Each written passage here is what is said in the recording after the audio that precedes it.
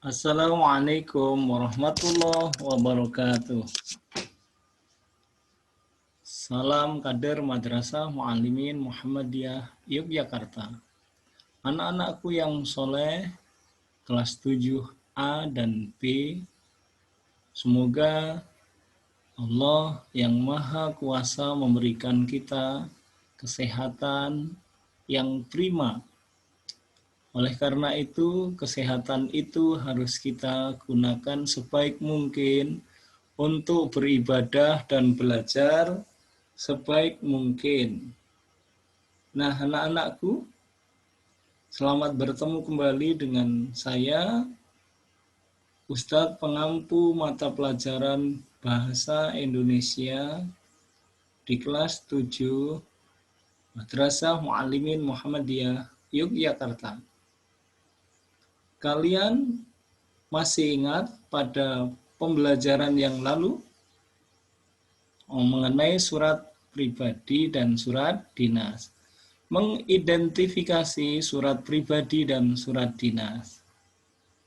Sudah tahu tentang apa itu surat pribadi dan surat dinas, ciri-ciri surat pribadi dan surat dinas.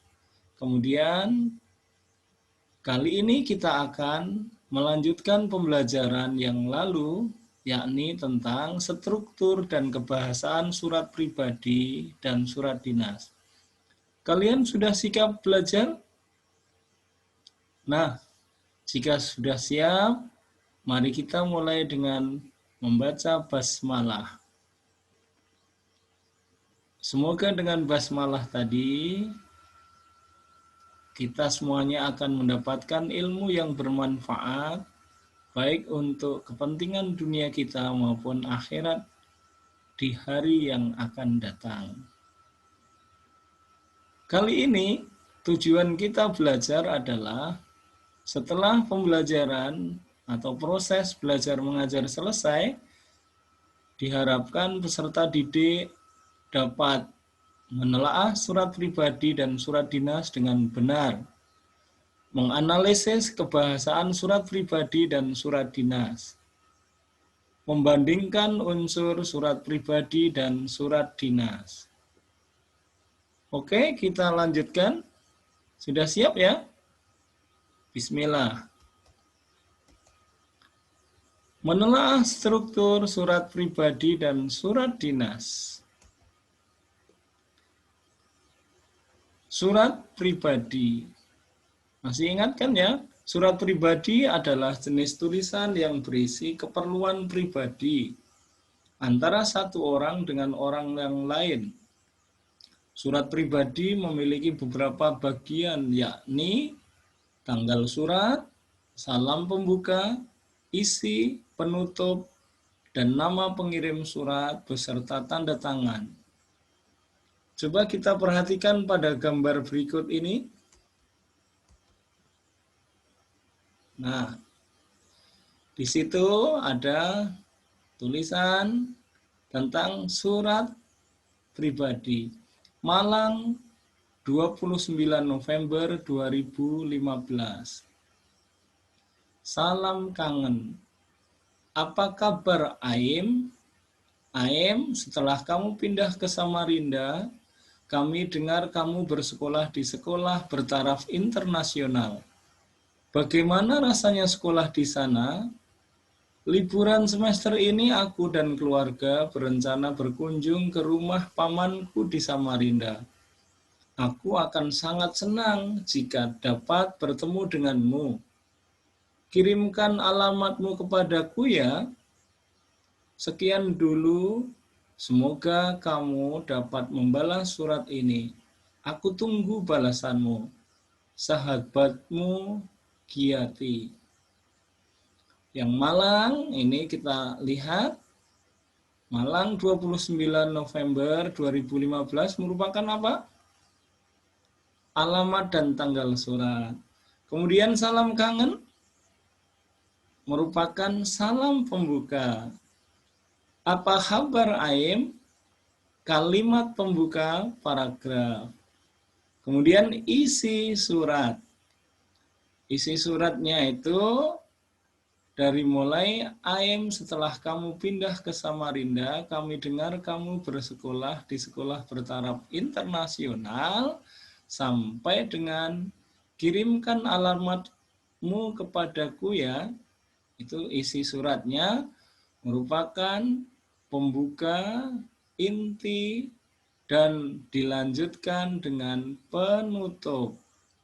Sekian dulu, semoga kamu dapat membalas surat ini. Aku tunggu balasanmu. Merupakan penutup surat.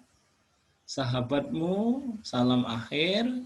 Giati adalah nama terang dari penulis. Berdasarkan surat pribadi di samping, ada beberapa bagian yang menjadi unsur pembangun surat pribadi, yaitu 1. Alamat dan tanggal surat. 2. Salam pembuka. 3. Kalimat pembuka paragraf. 4. Isi surat. 5. Penutup surat. 6. Salam akhir. Dan 7. Nama dan tanda tangan. Sudah jelas? Nah, kalau gitu kita berlanjut ke surat resmi atau sering disebut dengan surat dinas. Anak-anakku, surat dinas berisi tentang keperluan kedinasan yang bersifat resmi. Pada dasarnya, struktur surat dinas tidak jauh berbeda dengan surat pribadi. Perhatikan gambar berikut. Di situ ada panitia Persami Club Sains Biologi OSIS SMP Budi Luhur Jakarta Pusat. Sebagai kepala surat diisi dengan nama lembaga. Berikutnya adalah nomor 05 K PKSB dan seterusnya adalah nomor dan tanggal, jumlah lampiran, berisi inti dan tujuan surat. Kemudian 9 Mei 2015 itu merupakan tanggal surat. Yang terhormat Kepala Kuarcap Jakarta Pusat di Jakarta, itu alamat surat. Dengan hormat, salam pembukanya. Dalam upaya untuk lebih mengenal kawasan lingkungan pantai dan membantu kegiatan pelestarian lingkungan klub, Sains Biologi OSIS SMP Mutiara 1 bermaksud mengadakan kegiatan perkemahan Sabtu dan Minggu di kawasan Pantai Marunda pada tanggal 4 sampai 5 Juni 2015. Paragraf pembuka. Kemudian inti surat, kegiatan utama Persami adalah pencatatan dan pendokumentasian tumbuhan dan hewan yang hidup di kawasan tersebut secara terbatas. Untuk itu kami mohon bantuan Bapak untuk dapat meminjamkan 3 tenda besar kepada kami. Kami mematuhi semua persyaratan yang ditentukan pihak Kuarcap dalam hal peminjaman tenda. Sebagai bahan pertimbangan, kami lampirkan proposal kegiatan. Inti surat, ungkapan untuk itu kami menunjukkan tujuan dan hal surat. Atas perhatian dan dikabulkannya permohonan ini, kami mengucapkan banyak terima kasih. Merupakan paragraf penutup. Hormat kami, salam penutup, Ketua Panitia. Kemudian, mengetahui Kepala Sekolah tertanda Dr. Andes Waras, mengetahui tanda tangan Dr. Andes Waras, kemudian mengetahui Ketua Panitia Sofia, mengetahui Kepala Sekolah yang dicantumkan untuk memperkuat dan nama pengirim.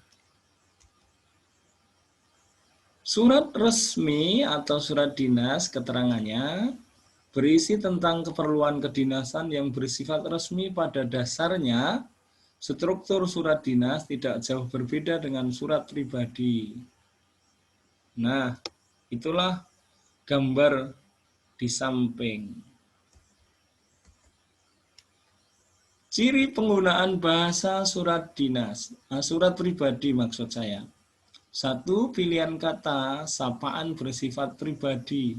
Kata emotif, kata-kata yang mengandung pikiran dan perasaan baik yang negatif maupun positif, yang bersifat subjektif, sehingga menciptakan gambaran dalam imajinasi yang merangsang panca indera dan ekspresif.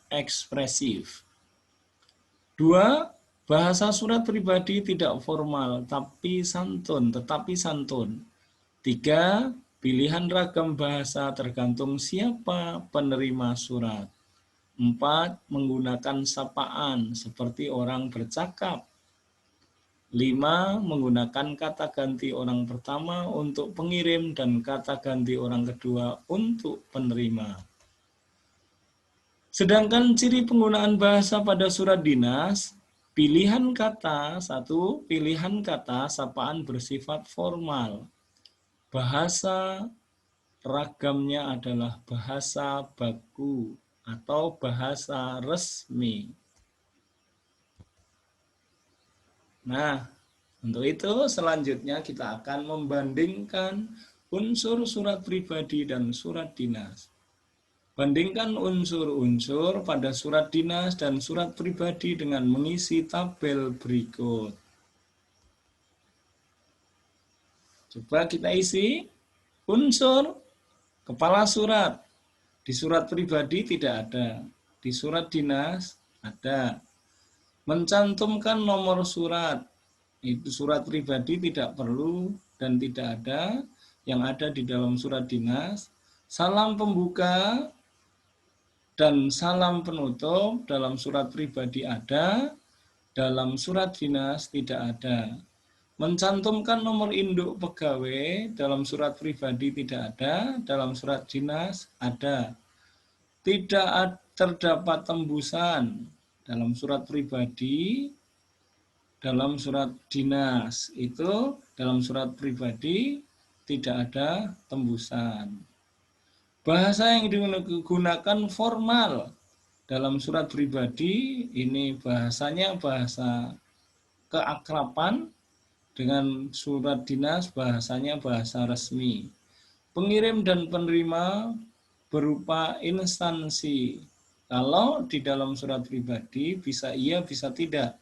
Kalau surat dinas itu instansi ataupun perorangan. Persamaan surat dinas dan surat pribadi. 1. Memiliki sistematika surat. 2. Terdapat tanggal surat dan alamat yang dituju. 3. Ada alinea pembuka, isi, dan penutup. 4. Ada yang menandatangani atau yang bertanggung jawab. Selanjutnya menelaah pasangan unsur dan alasan penulisan. Memasangkan unsur surat pribadi dan alasan. Unsur surat pribadi, alamat dan tanggal, agar alasannya agar pembaca tahu di mana dan kapan penulis menulis surat. Salam pembuka, alasannya menyapa pembaca surat. Kalimat pembuka paragraf, alasannya sebagai pengantar isi surat yang mengajak pembaca untuk memperhatikan pokok surat. Kemudian isi surat, pokok informasi yang ingin disampaikan kepada pembaca surat, itu alasannya. Penutup surat harus ada, untuk itu untuk mengakhiri informasi yang disampaikan dalam surat. Kemudian salam penutup dengan alasan untuk mengakhiri informasi yang disampaikan dalam surat. Itu dilanjutkan dengan salam penutup itu untuk menutup pembicaraan dalam surat, nama dan tanda tangan, supaya sang pembaca mengetahui siapa yang menulis surat atau siapa penulisnya. Menelaah bahasa surat pribadi dalam berbagai tujuan. Surat memiliki berbagai tujuan. Tiap tujuan yang berbeda memerlukan kosakata yang berbeda. A. Misalnya, mengundang. Surat dengan tujuan mengundang memiliki beberapa ciri khas pada ungkapan yang digunakan untuk mengundang. Ungkapan mengundang dapat berupa 1. Dalam tanda petik, titik-titik, kamu bisa tinggal. 2. Bagaimana kalau kamu tinggal titik-titik, atau saya pikir lebih baik jika kamu titik-titik. Jika ada kesempatan, singgahlah titik-titik. Kami sangat berharap kamu bisa datang, dan seterusnya. Kami sekeluarga mengundang Bapak, Ibu, Om, Tante untuk datang. Nomor berikutnya, kami sangat mengharapkan kedatangan Bapak, Ibu, Om, dan Tante, serta seterusnya. Besar harapan kami Bapak, Ibu, Om, dan Tante dapat datang ke pesta ulang tahun kami misalnya. Oke. Surat memohon dan meminta penjelasan. Beberapa ungkapan yang khas untuk mengajukan permohonan dan permintaan antara lain sebagai berikut. 1. Kalau memungkinkan dan tidak berkeberatan, saya ingin menginap di rumahmu 4 hari saja. 2. Selain itu, saya juga ingin kamu menemaniku ke museum transportasi. Contoh berikutnya adalah menelaah bahasa dalam surat pribadi. Surat pribadi memiliki ciri kebahasaan yang khas untuk mengungkapkan maksud penulis. Daftarlah kata-kata yang mungkin digunakan untuk mengungkapkan salam dalam surat pribadi. Salamnya contohnya, salam semangat pelajar, salam kangen teman sebaya. Salam sayang untuk bunda, itu orang tua. Apa kabar Naila? Adik atau teman yang lebih muda. Halo Kak Alfa, itu untuk kakak, untuk lebih tua. Assalamualaikum Nek, orang yang lebih tua, nenek atau kakek. Kepada Pak Slamet, guru terbaikku. Ini kepada guru. Kesimpulannya, salam pembuka adalah sapaan seseorang sebelum menulis surat. Pada dasarnya, salam pembuka pada surat pribadi tidak dapat ditentukan karena surat pribadi tidak bersifat formal atau resmi. Jadi, pembukaan bisa ditulis bergantung siapa orang yang akan kita tuju. Daftarlah kata-kata yang mungkin digunakan untuk menutup surat yang sesuai dengan penerima surat. Penutup surat. Nah, penutup surat ini misalnya, sekian dulu, kutunggu balasanmu. Untuk teman, penerima surat. Terima kasih sudah mengizinkan Kia mengikuti pelatihan ini. Kia akan segera pulang untuk orang tua atau ibu. Sekian dulu pikirkan ya. Tawaran saya ini, saya tunggu secepatnya jawabanmu. Untuk teman atau yang lebih muda. Sekian dulu surat dariku, Kak. Semoga kakak tidak marah dengan isi suratku ini. Untuk kakak dan sebagainya. Oke, kita lanjutkan. Daftarlah kata-kata yang digunakan untuk salam akhir sesuai dengan penerima surat. Salam akhir misalnya sepupu dan sahabat. Buah hati bunda, orang tua penerima suratnya. Kakakmu Afgan, dari untuk adik atau teman yang lebih muda. adikmu tersayang, dari kakak. Assalamualaikum untuk orang yang lebih tua misalnya nenek atau kakek. Hormat saya atau hormat kami kepada guru atau yang sederajat. Nah, demikianlah pembelajaran kita hari ini tentang struktur dan kebahasaan dalam surat. Untuk pertemuan berikutnya, kita akan melanjutkan materi menulis surat pribadi dan surat dinas. Nah, alhamdulillah kita sudah selesai. Maka anak-anakku, jaga diri baik-baik. Kalian semuanya tetap sehat, tetap menjaga ibadahnya. Kita lanjutkan untuk materi selanjutnya ya. Kita tunggu. Assalamualaikum warahmatullahi wabarakatuh.